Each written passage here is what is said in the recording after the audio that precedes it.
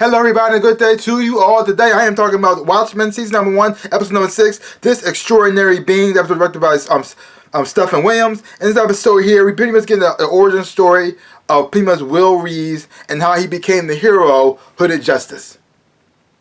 It also explains why Hooded Justice never pretty much took his mask off, always pretty much kept his never shows his identity, so he can pretty much be a mystery to the whole entire world. Because everybody thought he was a white guy, but in reality, he was a black guy, and nobody saw that coming.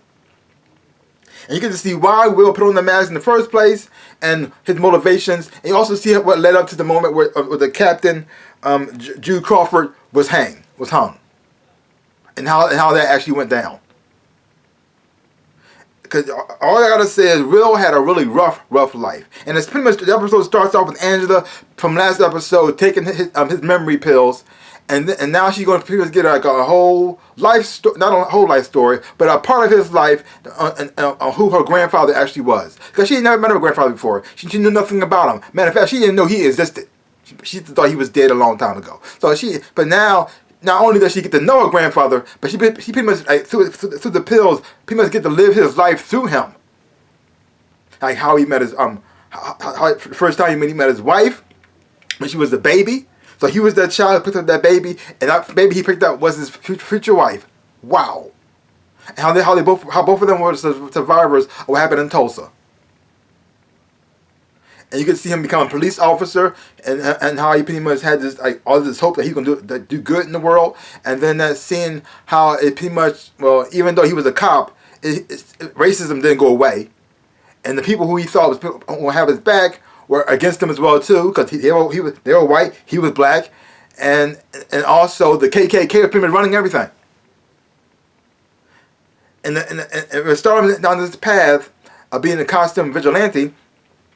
When he saw this white guy burn down a building right in front of him, he did it nonchalantly. He saw him. The guy Will pointed him out and said, "Hey, you stop." He saw him. He didn't run away. He didn't get scared.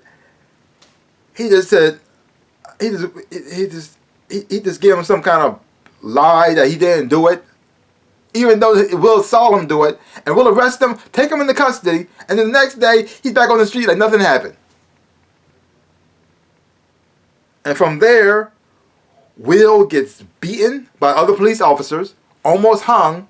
He got hung, but they let him go. This is for them to prove the show Will a point to say, hey, we're in charge here, okay? You stay in your lane. And the next time you try to get into white people's business, we're going to let you hang there permanently. You got it? And from there, the Hooded Justice was born. And you see how this him being a vigilante, how it affected his relationship with his wife, his son. Also, how he got involved into the Minutemen, and how he had his first homosexual encounter with one of the Minutemen there, which also one of the rumors that had going on about him. But the thing is, though, nobody really knew that for sure. It was going by because he wore a hood and a noose around his neck. They thought it was some kind of weird sexual kinky stuff, but turned out that actually was actually true. I did not actually see coming. Like, wow, it was a shocker. So he pretty much like living two lives, three lives really. He's the husband to his wife. He's a police officer. He's also a vigilante, and also a closeted bisexual or a gay man. I'm not sure which side he falls into. Most likely, I'm gonna say bisexual for now.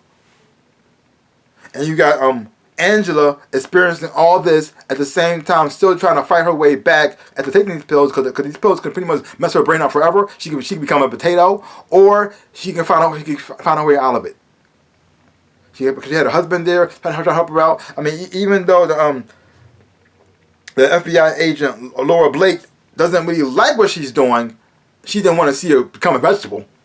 Yeah, so overall, I really did enjoy this episode a whole lot. Way it was shot, because it's done in black and white, and certain things that were in color.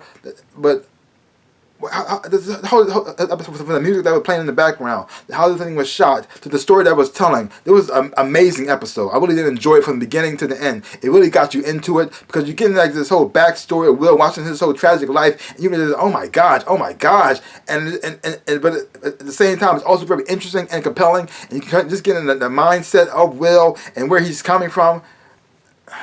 And also how he is now. Now the thing is though, I still don't exactly know what he's trying to do with Lady Tria. Lady Tria, I don't know what she's trying to do with her. Is because the thing is, but I get this episode here just pretty much showing his motivations on why he's doing what he's doing.